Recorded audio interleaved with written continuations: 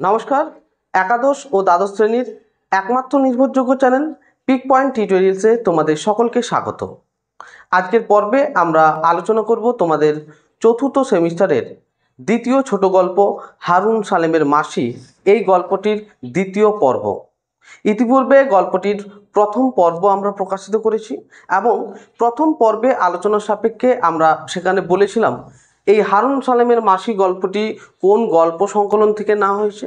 সেই সাথে আমরা আলোচনা করেছিলাম যে মহাশ্বেতা দেবীর যে গল্পগুলি, সেই গল্পগুলির মূল বৈশিষ্ট্য কী এবং আমাদের হারুন সালেমের মাসি গল্পটি পড়ার ক্ষেত্রে বা পাঠের ক্ষেত্রে আমরা কোন বাস্তবিক চিত্রটা, কোন বাস্তবিক ধারণার আমরা লাভ করব সেই বিষয়ে। সেই সঙ্গে আমরা বলেছিলাম যে আমাদের এই হারুন সালেমের মাসি আসলে গল্পটি হলো গৌরবী, বিধবা মহিলা গৌরবীর আবার নতুন করে মাতৃত্ব খুঁজে পাওয়ার গল্প। তো তোমরা যারা সেই পর্ব 1 এখনও দেখোনি তারা অবশ্যই আমাদের আই বাটনে ক্লিক করে সেই পর্ব 1টা দেখে নিতে পারো। আজকে আমরা আলোচনা করব এই গল্পটির পরবর্তী অংশটি নিয়ে। হারার মা ওর কথাই হারাকে বলেছিল। বড় ভালো লাগলো গৌরবীর, নিজেকে বড় প্রয়োজনীয় মনে হলো হঠাৎ। গৌরবী সামান্য স্নেহ মমতায়, মিষ্টি কথায় আবেগে গলে যেতে পারে। এখন ও নাক টেনে চোখ মুছে বলল, দুঃখী আরেক দুঃখীর মন বোঝে, তাই বলেছিল। নেহারা মেলা কর, পুকুরে যা। এই এতটা অংশ পর্যন্ত আমরা পাঠ করেছিলাম এবং পড়েছিলাম। এরপর আমরা পরের অংশটা পড়ব। বিকেলে জসি এসে উঠোনে বসলো। যাওয়ার সময় ছুটে ছুটে যায় জসি। ওদের পুরুষরা কোনোদিন ভাত কাপড় দেয় না, জসির বড়ও দেয় না। ওদের মেয়েরা আশা করে না পুরুষেরা ভাত কাপড় দেবে, জসিও করে না। জসিরা শরীরে খেটে সংসারে বেঁধে তোলে। ছেলে পেলেদের জন্তুর মতো জাপটে ভালোবাসে আর স্বামীদের খুব তোয়াজ করে ভুলিয়ে রাখে। জসির নাকটা চাপা, কিন্তু মুখখানা বেশ পান পাতার মতো হরতনি ছাদের। চোখ দুটো সদাই ঘোরে, এদিকে থেকে ওদিক। সবাই বলে জসির চোখ এড়িয়ে কেউ যেতে পারে না। হাড়ির ভেতর চাল আছে না ধান আছে, জসি একবার মাত্র চেয়ে বলে দিতে পারে। কি গো মাসি, কি বলবে? জসির এই গায়ে পড়ে গা দুলিয়ে কথা বলাটা একেবারে পছন্দ নয় গৌরবের, তবে এখন গরজ তার। তোর একটা কথা বলবো বলে ডেকেছি। বলো। দাঁড়াও মাসি, ওকে হারানো, ওর কথাই তো বলবো। কি? গৌরবী একটু ভীতু হাসলো। দলে নিতে হবে জসিকে, নইলে গৌরবী হারার ব্যবস্থা করবে কি করে? অর্থাৎ গৌরবী জসিদেরকে ডেকেছে বা জসিকে ডেকেছে হারার কোনো একটা ব্যবস্থা করে দেওয়ার জন্য। ওর মা তো মরে গেল, ছেলেটা এখানেই ঘরে জসি, দুটো ভাত খায়, উঠানে ঘুমায়। ঘরে ধরে উঠে বসে না তো? দেখো বাবা, ছোঁয়ানেপোনা একেবারে করো না। না না, উঠোনে থাকে, ওরেই সানকিতে খায়। সানকি অর্থাৎ থালা, ওরেই মূলতভাবে কড়াই করা যে থালা, সেই থালাতে খায়। আমি উপর থেকে ভাত দিই। ওর কেউ নেই? তাই তো তোরে সুধাই জসি, তুই তো যাস শহরে, ওর মতো ছেলেদের কি কোনো ব্যবস্থা আছে? আমি কি জানি, থাকার মধ্যে তো ঘর টুনি শুধু। অহ, ঘর আবার ওর কি? ঘর বাঁধা তোমার কুটুম ওই মুকুন্দ বাবুর কাছে। জসি বলছে, ঘরটা আবার ওর কি করে হলো? ঘর বাঁধা রয়েছে তোমার কুটুম মুকুন্দের কাছে, অর্থাৎ হারার বাবা এবং মা, তারা তাদের যে ঘরটা ছিল সেই ঘরটা বন্ধক রেখেছে মুকুন্দের কাছে, টাকা পয়সা ধার নিয়েছে। আমি কি জানি, থাকার মধ্যে তো ঘর টুনি শুধু। ঘর আবার ওর কি? ঘর বাঁধা তোমার কুটুম ওই মুকুন্দ বাবুর কাছে। তাই নাকি? নয়তো কি? হা ভগবান! এক কাজ করতে পারি। কি? শহরে ছেড়ে দিতে পারি, ভিক্ষে করে খাবে ওই ছেলে। তবে আর কি, তোমার মাসি ভীমরতি, ভিক্ষে করে খাবে, না খাবে, তোমার কি? জসি, সে কথা সত্যি, তবে কি? জসি জীবনে কখনো কারো কাছে দয়া পায়নি, এখনো পায় না। ট্রেনে একটু সরে বসার জায়গা, চাল বেচা লাভের পয়সা ওকে আছড়ে কামড়ে আদায় করতে হয়। 7 বছর বয়স থেকে না খেটে একবেলা ভাত পেয়েছে বলে মনে পড়ে না তার বা জসির। দয়া টয়া দেখলে ওর অঙ্গ জ্বলে। অর্থাৎ যে তার জীবনকে যেভাবে অতিবাহিত করেছে, তার মানসিক ব্যবহার, আচার আচরণ সেভাবেই গড়ে ওঠে। যোশী নিজে ছোটবেলা থেকে খেটে খুঁটে নিজের উপার্জনে বড় হয়েছে, যার কারণে অন্যকে দয়া মায়া সাহায্য করা তার স্বভাবের মধ্যে নেই। গৌরবীর কথা শুনে ওর সর্বাঙ্গ জ্বলে গেল। যোশী বলল, তোমাদের দেশের রীতিকানুন জানি না মাসি, তবে মুকুন্দবাবু জানলে পরে তোমার খেদা করবে, অর্থাৎ তোমাকে এই ঘরে যে থাকতে দিয়েছে তোমাকে কিন্তু আর ঘরে থাকতে দেবে না। খেদা করবে কি কথা রে? মুকুন্দ আমার কে হয় জানিস? বলছে, খেদা করবে আবার কি কথা? মুকুন্দ আমার কে হয় জানিস? আপনা জোনা, তাই যে শাক গুগলি কুড়িয়ে বেড়াও আর এবেলা পোস্তা ভাত খাও। এখানেও একটা বঙ্গালী উপভাষার একটা আঞ্চলিক শব্দ পোস্তা ভাত। পোস্তা ভাত অর্থাৎ ফ্যান ভাত। গৌরবী কেঁদে ফেলল। যোশী বলল, দয়া দেখালে দুগাল মুড়ি দিলে তা বুঝি? তোমার নিজের পেট চলে না, তুমি যাও অন্যরে ভালো করতে। আমি বলি, শোনো, ওরে শহরে ছেড়ে দে আসি, বাঁচে মরুক ও বুঝুক গা। শহরে কি ছেলে বাঁচে না গা? বাজারে আমের আটি চুষে পচা কলাটা বেলটা খেয়ে ফুটপাতের ঘুমিয়ে অমন লাখোটা ছেলে বড় হচ্ছে না। অর্থাৎ সে বলছে, শুনো, এত সব বাদ দাও, ছেলেটাকে তোমার এত চিন্তা করার কিছু নেই, ছেলেটাকে শহরে ছেড়ে দিয়ে আসি। ছেলেটা যেরকম অনেক ছেলে শহরে ফুটপাতে ঘুমায়, রাস্তায় খায়, তো সেরকমই খাবে। আচ্ছা শোন, তা যা হবে একবার একটা বুদ্ধি করি। আবার বলছে গৌরবী যে তাহলে একটা বুদ্ধি করি। কি? ধর নিবারণের কাছে যাই, যদি নিবারণের কাছে যাওয়া যায়। সে এখন বাড়িতে চাপা কল বসাচ্ছে, ইলেকট্রিক নিচ্ছে, তোমার কথা কে শুনবে? তাহলে মা বলে যদি ভাবতো, তাহলে কি তোমার এই অবস্থা হতো বা হয়? তাহলে তাহলে কি তা নিজের কপালে বলো গা। তাহলে তোমার কপালে বলো গা। যোশী উঠে দাঁড়ালো, বলে গেল, খাওয়া দাওয়া ছোঁয়ানে পান সৃষ্টি করো না মাসি, তোমার বাগ্যতা করি। অর্থাৎ খাওয়া দাওয়া এইসবের কিন্তু ঠেকাঠেকি করো না, তোকে অনুরোধ করছি। মুকুন্দ বাবুকে তুমি চেনো না, আমরা চিনি। এখানে ব্যগ্যতা মানে হচ্ছে সতর্ক করে দেওয়া, ব্যগ্যতা মানে সতর্ক করে দেওয়া। মুকুন্দ বাবুকে তুমি চেনো না, আমরা চিনি। দেশের মানুষ ঘরের মানুষ বলে ছেড়ে দেবে ও। মুকুন্দবাবু ওই বাড়িতে মনসাঘট পুজো করলো, ভাত ধরে পাট কাটলো, আমরা সবাই খেয়ে গেলাম। তিনি শুনলে খুব বেজার হবে গো। অর্থাৎ মুকুন্দবাবুকে বলছে, আমি খুব ভালোভাবে চিনি, যে ঘরে গৌরবী থাকে সেই গৌরবী যে ঘরটায় থাকে সেই ঘরে মনসা পুজো হয়েছে এবং তার ঘট সেখানে প্রতিস্থাপন করেছে। সেই ঘরে একজন মুসলমান সন্তানের ছেলে যদি প্রবেশ করে, তাহলে সেই ঘরটা শুদ্ধ ছোঁয়াচে হয়ে যাবে। যার কারণে তাকে বলছে যে তার সাথে যেন ছোঁয়াছুঁই না করে এবং তাকে ঘরে ঢুকতে না দেয়। তো এখান থেকে আমরা সমাজের হিন্দু মুসলিম বা অন্য সম্প্রদায়ের প্রতি যে একটা বৈষম্য রয়েছে, তার একটা তীব্র দিক কিন্তু আমরা এখানে স্পষ্ট হতে দেখতে পাচ্ছি। গৌরবীর ভিতরটা ভয়ে শুকিয়ে গেল। গৌরবী যোশীর হাত ধরে বলল, কারো বলিস না যোশী, তোর পা ধরি, আর শোন, মেটে আলুটা নিয়ে যা। যোশী চলে গেল। গালে হাত দিয়ে ভাবতে বসলো গৌরবী, কি করে এখনো, কোথায় যায়? মুকুন্দ যদি জানতে পারে, তবে যদি রাগ করে? গৌরবী 7-5 ভেবে কাপড়খানা কাচতে বসলো। নিবারণ যদি একটা বুদ্ধি দেয়, যদি বলে, এসো আমার কাছে থাকো। আহা, তেমন ভাগ্য কি হবে না? হারার মাকে যখন ওর গোর দিল, অর্থাৎ কবর দিল, হারার মাকে ওরা যখন কবর দিল, হারাও এক মুঠো মাটি দিল। গৌরব কি ছেলের হাতের আগুন পাবে না? ভেবে গৌরবের চোখে জল ভরে গেল। গৌরবের চোখ জলে ভরে গেল। এই লাইনটা খুব গুরুত্বপূর্ণ, লাইনটাতে দাগ দেবে।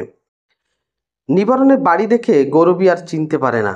টিনের চাল, পাকা দেওয়াল, উঠোনে চাপা কল। গৌরবীর ঘরের এখানে ওখানে খড়ের নুড়ি গোছা, বকফুল আর মাজা আম গাছটার পাতা পড়ে পড়ে উঠোন নোংরা হয়। সন্ধে হলে শেয়াল উঠোন দিয়ে হাঁটে, সেবার শীতকালে তো খটাস না বনবেড়াল এসে ঘরে ঢুকেছিল। এখানেও দেখো বেশ কয়েকটা বিষয় আমরা দেখতে পাচ্ছি। প্রথমে গৌরবীর একটাই মনের মধ্যে চিন্তা, সে দিনে খেতে পায় না ঠিক আছে, কিন্তু তার মনের মধ্যে একটা আকাঙ্ক্ষা সবসময় থাকে যে সে মারা গেলে তার ছেলে তাকে মুখ সোলা করবে কিনা, সে তার ছেলের হাতে মুখাগ্নি পাবে কিনা। এই চিন্তাটা নিয়ে তার দুঃখের শেষ নেই। এইগুলো নিয়ে যখন সে ভাবে, তখন তার চোখে জল এসে যায়। তাই একদিন স্থির করেই সে নিবারণের কাছে গেল এবং সেখানে গিয়ে দেখলো যে তার বাড়ির অনেকটাই পরিবর্তন হয়েছে, কারণ নিবারণ সমৃদ্ধ হয়েছে, টাকা পয়সা কিছু করেছে এবং ধীরে ধীরে তার বাড়িঘর বানিয়েছে। এমন ঘর সংসার সাজালো নিবারণ, তা সে ঘরে মায়ের জায়গা হয় না। এত সুন্দর ঘর সাজালো কিন্তু সেই ঘরে মায়ের জায়গা হয় না। নিবারণের বউ বলল, দেখে নজর দিও না মা, নজর দিও না, দুই প্রাণী খেটে খুঁটে এটুনি দাঁড় করিয়েছি। কীরকম দেখছো? তার মা, তার শাশুড়ি ছেলের কাছে গেছে, ছেলের বাড়িতে গেছে, গিয়ে পরেই প্রথমেই কথা শুনিয়ে দিল যে তুমি এসেছো, এসে এইসবের প্রতি নজর দিও না। না বাছা, নজর দিইনি। অসহায় গৌরবী অসহায়ভাবেই বলছে, না না, আমি নজর দিইনি। এসেছো সব, চা খাও, জল খাও। দেবো, একটু চা দে। ছেলের সঙ্গে দেখা করো, তবে যেন কাঁদতে বসো না, বড় রাগী ছেলে তোমার, জানি। আর দেখো, বউ আকাশের দিকে মুখ তুলে কি যেন ভাবলো, তারপর ছেলেকে বলল, পয়সা নিয়ে দোকানে যা, চা পাতা কিনে আন, ঠাম্মা চা খাবে। অর্থাৎ নিবারণের বউ সে তার ছেলেকে বলল দোকানে চা পাঠাতে, চা পাতা আনতে। ছেলে বেরিয়ে যেতে বউ পেট কাপড় থেকে 2টো টাকা বের করে গৌরবীকে দিল। বলল, ছেলেকে বলো না যেন, এ আমার সুপুরি কেটে উপায় করা, এই কাপড়খানা ধরো। এমন কাপড় পরে আসতে আছে, যে দেখবে সে বলবে কি তোমার ছেলের একটা নাম পরিচয় নেই। এখন যে ছেলে তার মাকে দেখে না, তার মায়ের খোঁজ খবর নেয় না, সেই মায়ের দুর্বিষহ অবস্থা থেকে সেই ছেলের লজ্জাবোধ হয়, এমন কি হতে পারে? তো নিবারণের বউ এমনটাই ভাবছে যে সে এসছে, এখন তারা যেহেতু ধনী হয়েছে, সমৃদ্ধশালী হয়েছে, কিছু টাকা পয়সা করেছে, এখন এই অবস্থায় মা আছে দেখলে সমাজের অন্যান্য মানুষ কথা বলবে, তাই তাদের চোখ আড়াল করার জন্য নিবারণের বউ তাকে 2টো টাকা দেয় এবং একটা কাপড় দেয় এবং বলে এই ধরনের কাপড় পরে নিবারণের কাছে না আসাই উচিত। তা বটে, গৌরবী টাকা নিল, কাপড় নিল, একথা তার একবার মনে হলো না মাকে দেখে যদি লজ্জা পায় নিবারণ, তবে মাকে যত্ন আত্তি করে রাখে না কেন? একথা সত্যিই তো, যদি নিবারণের মায়ের অবস্থা দেখে লজ্জাবোধ হয়, তাহলে তো মায়ের যত্ন আত্তি করাই তো তার প্রধান ধর্ম, কিন্তু সেটা করে না কেন? কিছুক্ষণ পরে গৌরবী কান খাড়া করলো। আশ্চর্যের আশ্চর্য, নিবারণের ঘরে রেডিও বাজছে। কোত্থেকে এলো ও বউ? দোকান থেকে। কত দাম ও বউ, বল না। জানি না মা, হোক না হোক 150 টাকা হবে। 150? গৌরবীর মাথা ঘুরে গেল। 150 টাকা যদি গৌরবী হাতে পায়, তবে এখনই তার কপাল ফেরে। আমাকে 100 টাকা দিবি বউ? সে তার বউয়ের কাছ থেকে 100 টাকা চাইছে। কোত্থেকে? গাছ থেকে পেড়ে এনে দেবো? 100 টাকা কোত্থেকে দেবে? গাছ থেকে পেড়ে এনে দেবে? তবে একটা গরু কিনি, ঘুটে গোবর দিয়ে দুধ বেচে আমরা 2 প্রাণী বেশ চালিয়ে নেব। বলছে, তাহলে কি করব? একটা গরু কিনবো এবং সেখানে গোবর দুধ বেচে দুজনের ঠিক অন্নের সংস্থান হয়ে যাবে। 2 প্রাণী? ওই একটা গরিব ছেলে বউ মাসি মাসি বলে। বলছে, ওই একটা গরিব ছেলে যে মাসি মাসি বলে। সমাজে মুসলমান এবং হিন্দু সম্প্রদায়ের মধ্যে যে বৈষম্য ছিল, সেই বৈষম্যের কথা উপস্থিত আছে বলেই গৌরবী সাহস করে বলতে পারল না তার ধর্মের কথা, সেই ছেলেটির ধর্মের কথা। তার মা বাপ নেই? কেউ নেই। কেউ নেই? কেউ নেই রে, বড় অভাগা। নিবারণ তো সে কথা শুনেই রেখে গেল। ও, মাসি বোনপো দুধ খাবে, আমি গরু কিনে দেবো? যাও যাও, মেলা বকো না। শোন নিবারণ, ছেলেটার কথা শোন। কি কথা? ছেলেটার মা। গৌরবী সব বলে গেল, কাঁদতে কাঁদতে নাক টেনে টেনে। কাঁদতে কাঁদতে নাক টেনে টেনে গৌরবী তার ছেলেকে সব কথা বলল। হারার কথা, হারার মায়ের কথা, তার ধর্মের কথা, সমস্ত বিষয় বর্ণনা করলো তার ছেলের কাছে। কি মনে হয় এই সমস্ত শুনে নিবারণ তার মাকে এবং ছেলেটিকে তার বাড়িতে ঠাঁই দেবে, তার দেখাশোনা করবে? দেখি তার পরের অংশে কি বলছে। নিবারণের মুখ অন্ধকার হয়ে গেল। নিবারণ বলল, তুমি নইলে এমন শত্রু আর কে হবে? আমি তো শত্রুর নয়তো কি? এ কথা প্রচার গেলে তোমার আমার প্রাচিত্যের করতে হবে না? প্রাচিত্য অর্থাৎ প্রায়শ্চিত্ত করতে হবে না? কেন প্রাচিত্যের? কেন? আমি কি তো তাকে ঘরে রাখছি না হাঁড়িতে খাওয়াচ্ছি? গরিবের গরিব হারাটা, তার একটা ব্যবস্থা যদি করে দিস তাই বলছি। এতে প্রাচিত্যের কথা উঠে কোত্থেকে?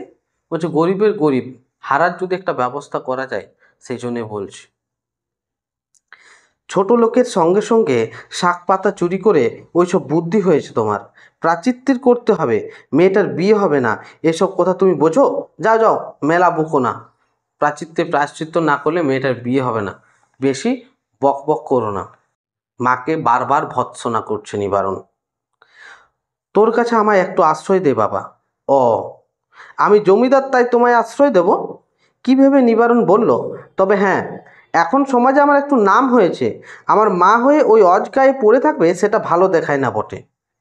তবে ও পাপ বিদায় করো, তারপর ভেবে দেখবো। এই লাইনটা গুরুত্বপূর্ণ। ও পাপ বলতে কাকে বোঝানো হয়েছে বা তার পরিচয় দাও, এবং বক্তার এরকম মুক্তির মূল কারণ কী। খবর দিও জানলে। বলছে খবর দিও, ওকে বিদায় করে খবর দিও, তারপর আমার সাথে যোগাযোগ করো। ছেলেটা কিছু বলতে যাবে, বিদায় করো, এখন আমাদের দেশে গায়ে যুদ্ধ হচ্ছে, অজগায়ে থাকো, জানতে পারো না কিছু? রোজ কত লোক এসে এপারে উঠেছে, তাদের মধ্যে ছোড়াটাকে ছেড়ে দাও না কেন? বলো বলো তো, সেখানে রেখে আসি কাল পরশু।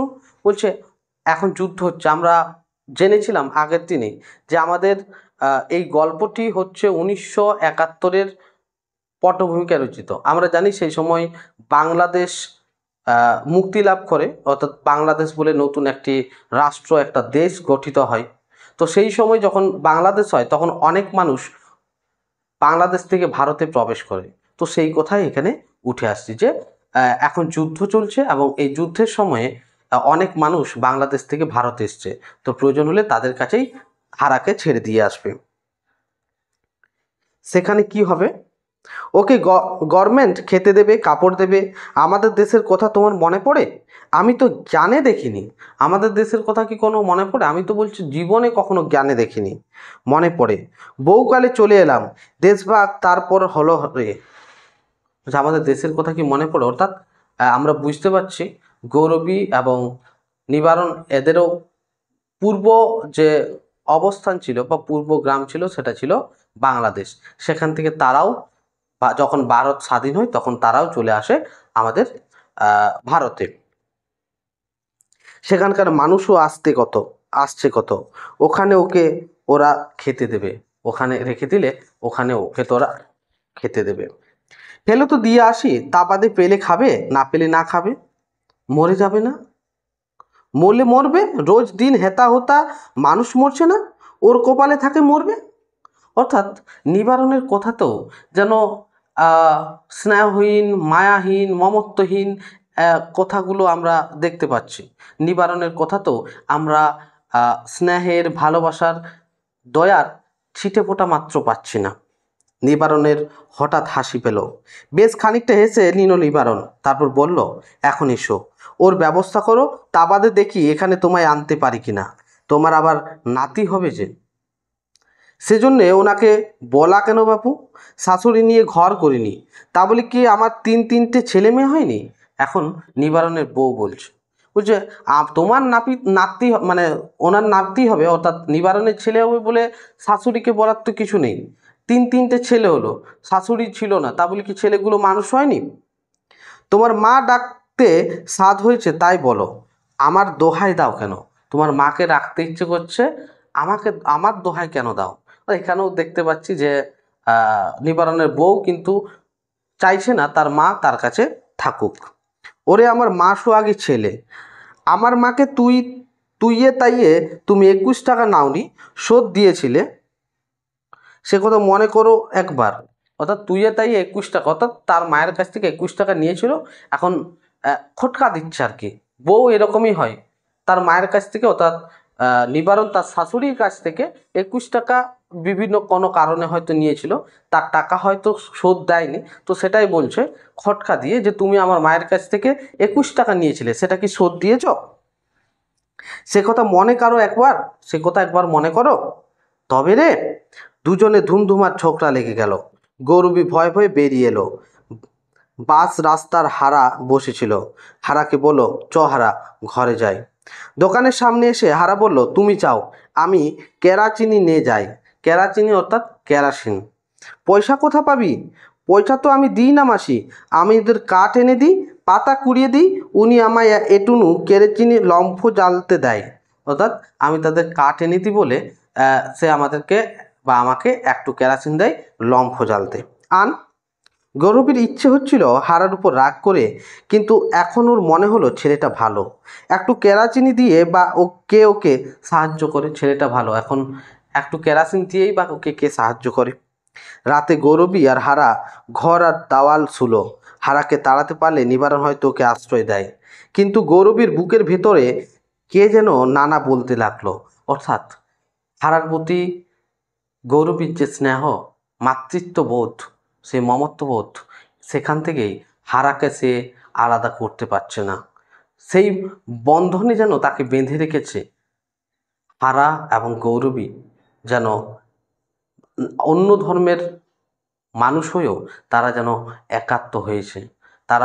তাদের মধ্যে যেন একটা অটুট অচেনা একটা মাতৃত্বের বন্ধন গড়ে উঠেছে।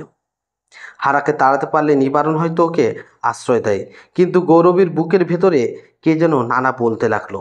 সে কি হারার মা, না নিবারণের মা? কে গৌরবীকে মানা করতে লাগলো? সেটা হলো গৌরবীর হৃদয়, গৌরবীর মাতৃত্ব, গৌরবীর স্নেহ, যে স্নেহের বন্ধন হারার সাথে গৌরবীর গড়ে উঠেছে। কদিন বাদে মুকুন্দ এলো। একই কথা শুনছি পিসি।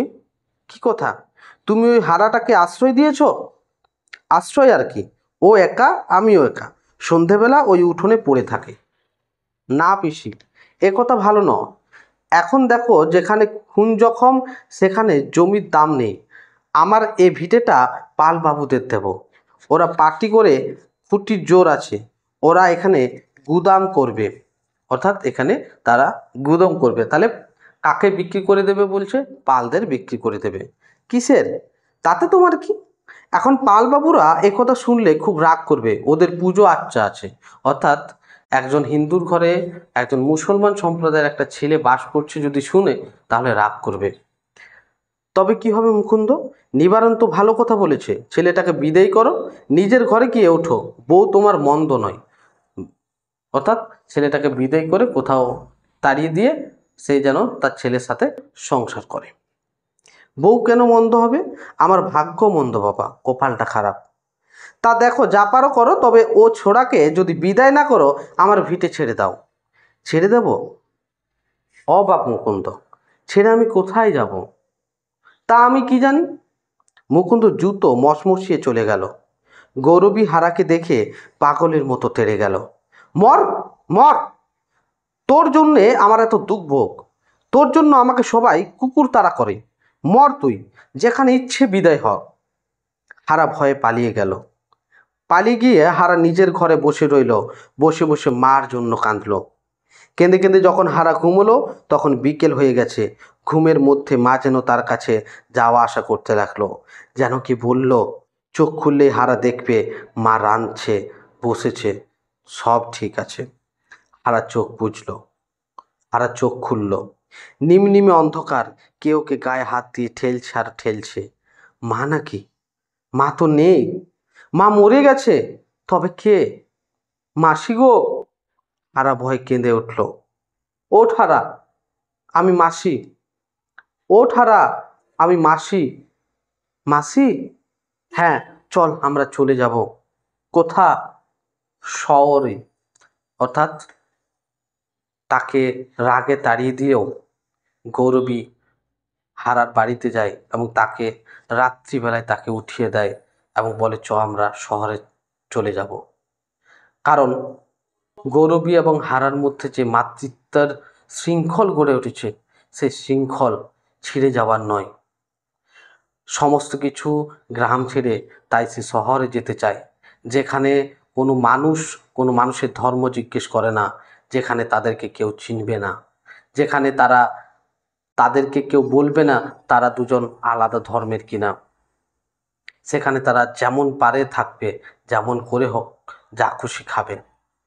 শহরে যে তুমি যাও না, তুমি হাঁটতে পারো না যে?